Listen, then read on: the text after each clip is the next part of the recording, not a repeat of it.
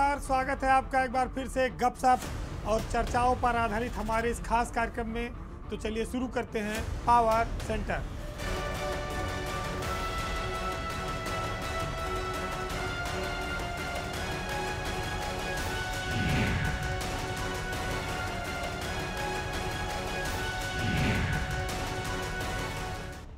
इंसान को वैसे भी बहुमुखी प्रतिभाओं का धनी माना जाता है। ऐसे में अगर कोई अफसर बन जाए, अखिल भारतीय सेवा में आ जाए, तो स्वाभाविक है कि उसमें विलक्षण प्रतिभाएं होंगी।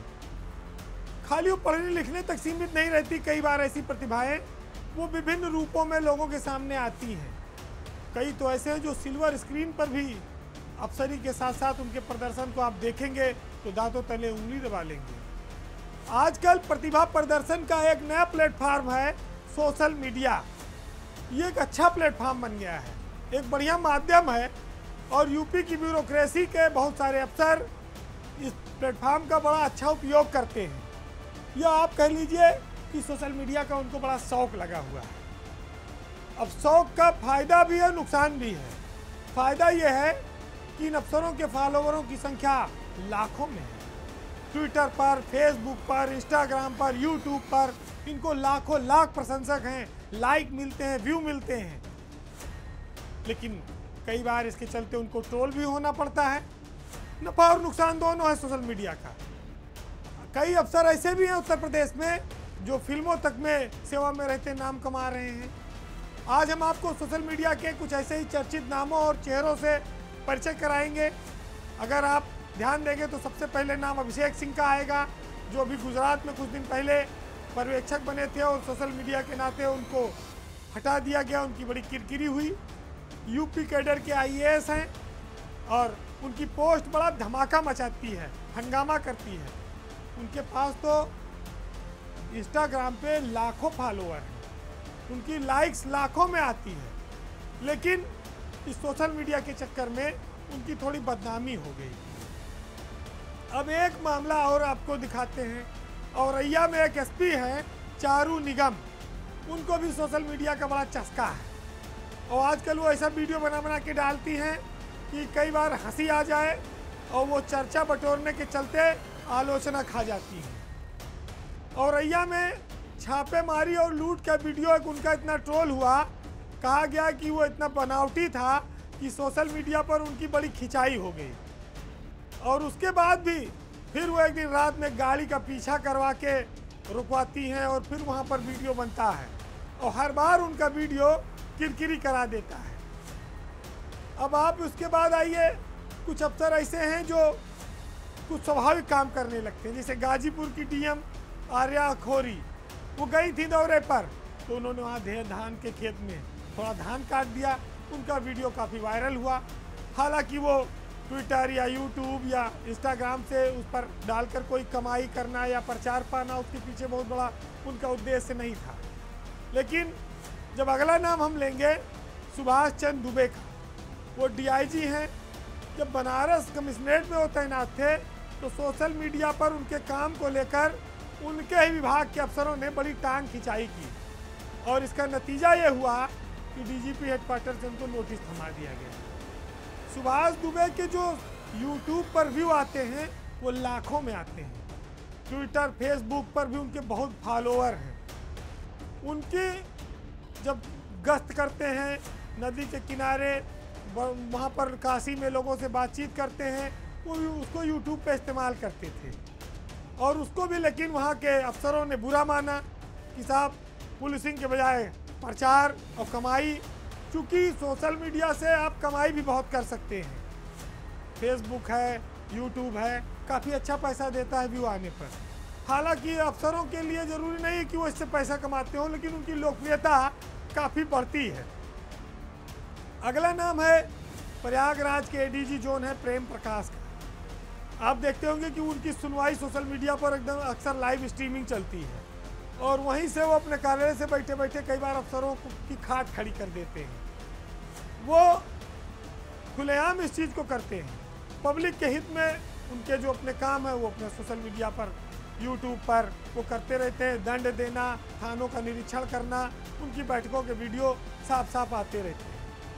तो ये जो नाम है ये सोशल मीडिया पर बड़ा चर्चित नाम है यूपी पुलिस के, ब्यूरोक्रेसी के। अब इससे वो आमदनी का जरिया बनाते हैं या नहीं, ये अलग बात है। लेकिन पुलिस की जब बात आती है तो कहा जाता है कि साहब ये अनुशासित फोर्स है।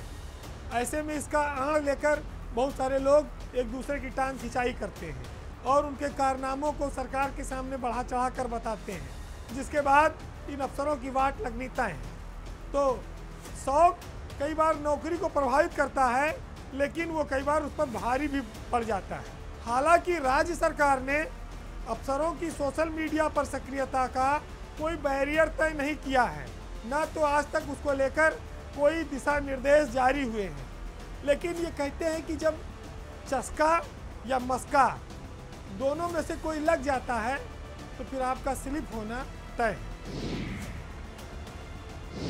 उत्तर प्रदेश में 3 सीटों पर उपचुनाव के परिणाम जो आए हैं उनके कई सारे निहितार्थ हैं। भाजपा के लिए अलग है, समाजवादी पार्टी के लिए अलग है। परिणाम थोड़ा चौंकाने वाले भी रहे हैं। अगर हम सबसे पहले बात करें तो समाजवादी पार्टी को उम्मीद से ज़्यादा जीत मिली है।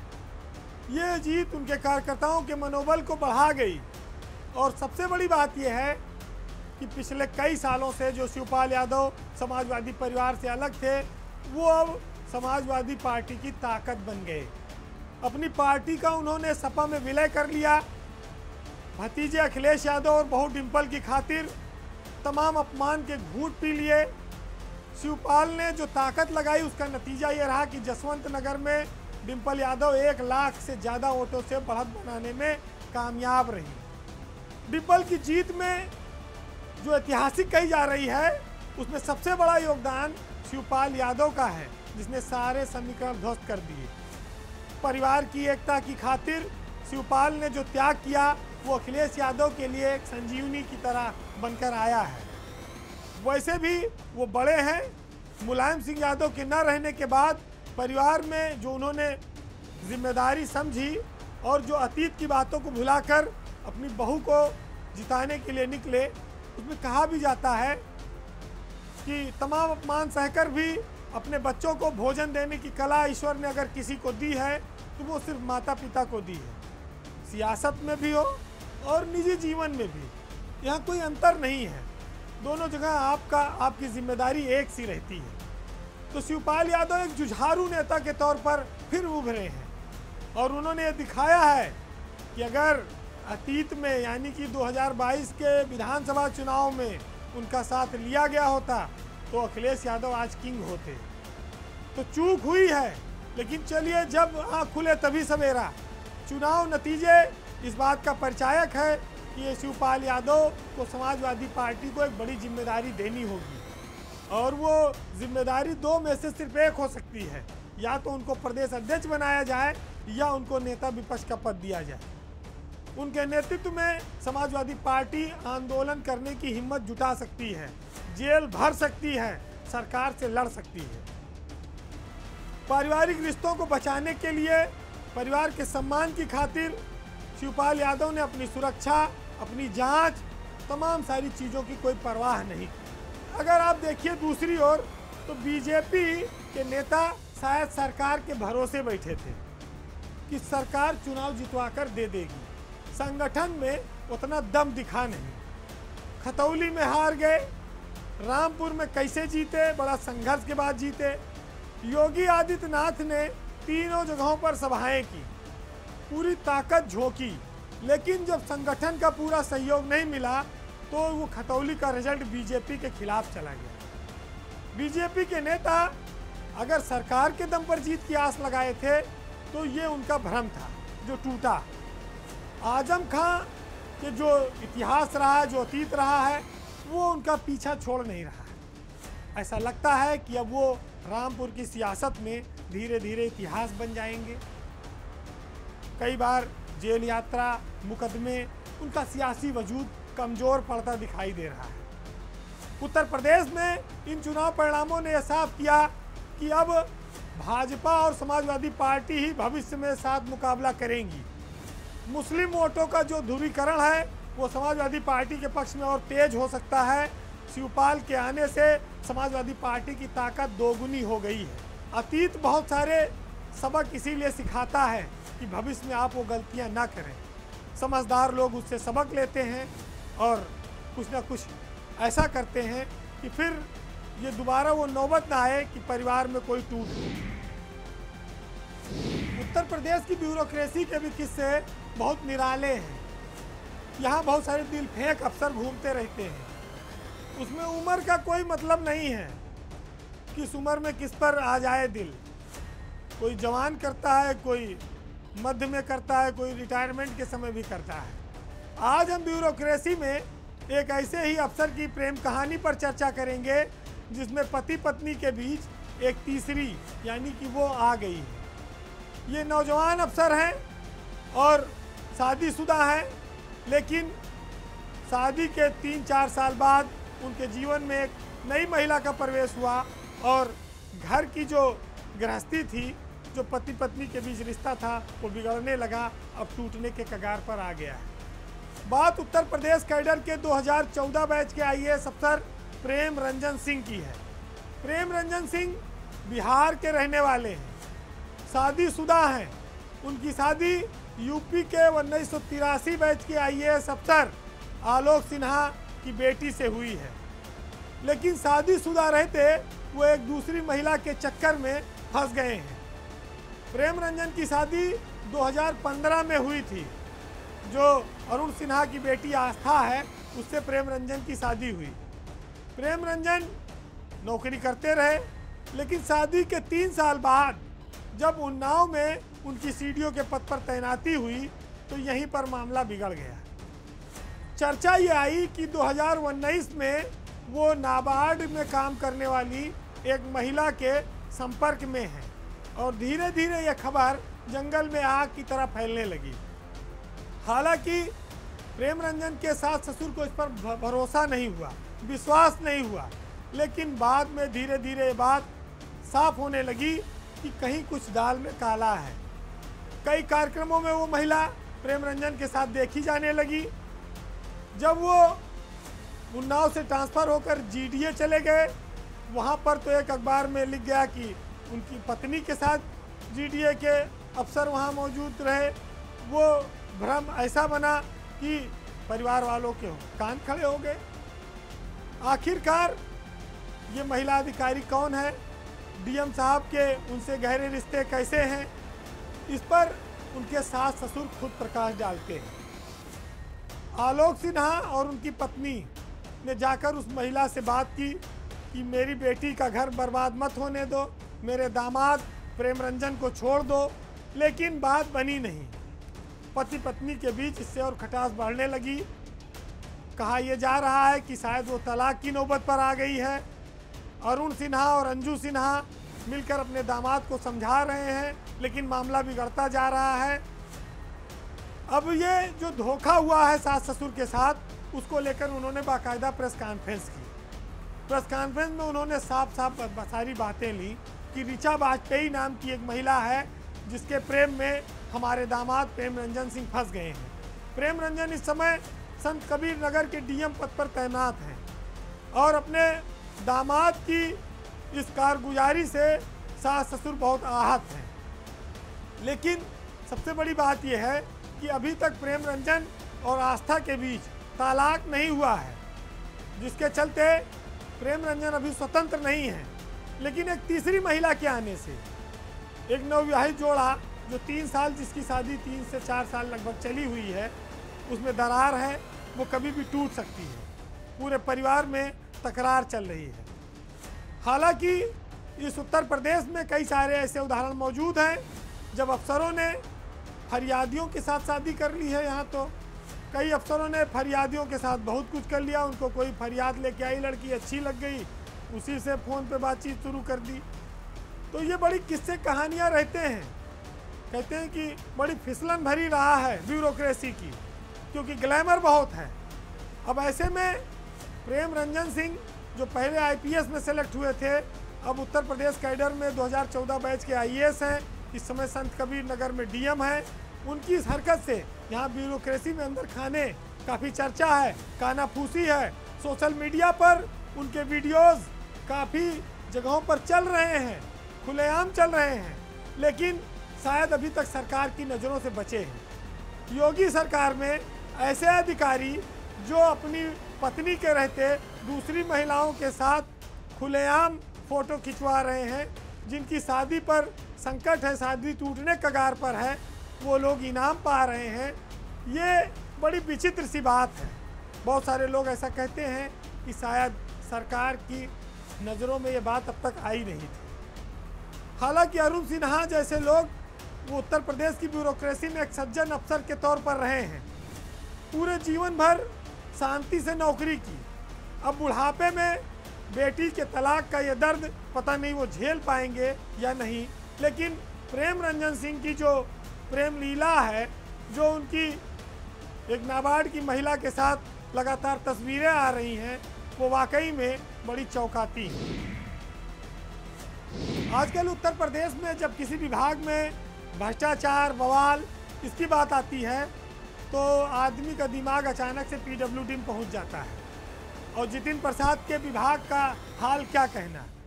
एक तो वो मालदार बहुत है और उस माल पर सरकार का पहरा भी बहुत है। जैसे मंत्री माल चखने की कोशिश करते हैं तैसे वहाँ पर कोई ना कोई गाज गिर जाती है, बवाल हो जाता है। मंत्री और अफसरों के बीच टसन भी है और छोटे मंत्री का अलग मामला है। अब आप देखिए कि ताज़ा मामला जो उत्तर प्रदेश के पीडब्ल्यूडी में हुआ है, वो आधी रात को एक भूचाल आने से जुड़ा है। पीडब्ल्यूडी के दो निगम हैं, उत्तर प्रदेश राजकीय निर्माण निगम यूपीआरएन और राज्य सेतु निगम। इन दोनों निगमों के एमडी रातों रात बदल दिए गए। सरकार ने इनको एक झटके में हटा दिया। निर्माण निगम के एमडी संजय तिवारी और संजीव भारद्वाज जो सेतु निगम के एमडी थे, इनको सरकार ने पैदल कर दिया। मंत्री को पता नहीं हवा लगी कि नहीं लगी। माना यह जा रहा है कि मंत्री जितिन प्रसाद पर नकेल कसने के लिए ये कार्रवाई की गई है। चर्चा इस बात की भी है कि मंत्री और प्रमुख सचिव के बीच एक शीत युद्ध सा चल रहा है, जिसमें इंजीनियर जहां सेटिंग लगा लेते हैं वहां वो फायदा पा जाते हैं। इस सेटिंग में छोटे मंत्री का भी कुछ रोल है, लेकिन योगेश पवार जो पहले सेतु निगम के एमडी रह चुके हैं, अब उनको राजकीय निर्माण निगम का नया एमडी बनाया गया है, जबकि राकेश सिंह को उत्तर प्रदेश राज्य सेतु निगम का नया एमडी बनाया गया है। अब ये जो दो नाम बनाए गए, इसमें एक दागी है राकेश सिंह। राकेश सिंह के ऊपर भ्रष्टाचार के कई गंभीर आरोप हैं, कई उनकी जांचें चल रही हैं, हजारों करोड़ के घोटाले का आरोप है। विभागीय सूत्र बताते हैं कि राकेश सिंह की जो तैनाती की गई उसमें मुख्यमंत्री कार्यालय को गुमराह करके तैनात कराया गया। इसमें खूब भ्रष्टाचार हुआ है। एक दागी छवि के अफसर को, जिसकी इतनी जांच चल रही हो, उसको एमडी बना देना और एक को हटाकर रातों रात लोगों की समझ में नहीं आ रहा है। राकेश सिंह जब जीएम थे तो बांदा में मारका घाट पुल पर लेट हुआ था काम। वहाँ एक नाव दुर्घटना हो गई, कई लोग मर गए। मुख्यमंत्री ने दो मंत्रियों को यहाँ से भेजा था, उसमें इनके खिलाफ कार्रवाई की सिफारिश हुई, लेकिन राकेश सिंह ने वो फाइल दबवा दी। राकेश सिंह के खिलाफ जालौन के जिला पंचायत अध्यक्ष पूर्व सांसद घनश्याम अनुरागी ने कई गंभीर पत्र लिखे हैं कि ये खुद ठेकेदारी करते हैं, ठेकेदारों से इनके रिश्ते हैं, जिसमें सागर कंस्ट्रक्शन, पवन शिवहरे कंस्ट्रक्शन, अर्पित गुप्ता कॉन्ट्रैक्टर, राकेश सिंह स्टोन, तमाम आद फर्में हैं जिनसे राकेश सिंह की साठगांठ है। एक दागी और भ्रष्टाचार करने वाले अफसर पर इतनी बड़ी मेहरबानी, हजारों करोड़ का निगम उसको सौंप दिया गया। मतलब जिसे सजा मिलनी चाहिए उसको इनाम दिया जा रहा है। उल्टी गंगा बह रही है। तो ये कैसे हो रहा है, ये अपने आप में बड़ी सोचने वाली बात है। जिस देश में गांधी सबसे ताकतवर माने जाते हो, गुलाबी रंग के आगे लोगों की आंखों के सामने अंधेरा छा जाता हो, वहाँ खाली अफसर और मंत्री ताक में लगे हैं कि तुम बेईमान, कि तुम बेईमान। और जो सबसे बड़ा बेईमान वो जाकर बैठ गया माल काटने, खजाने के ऊपर कुंडली मारकर।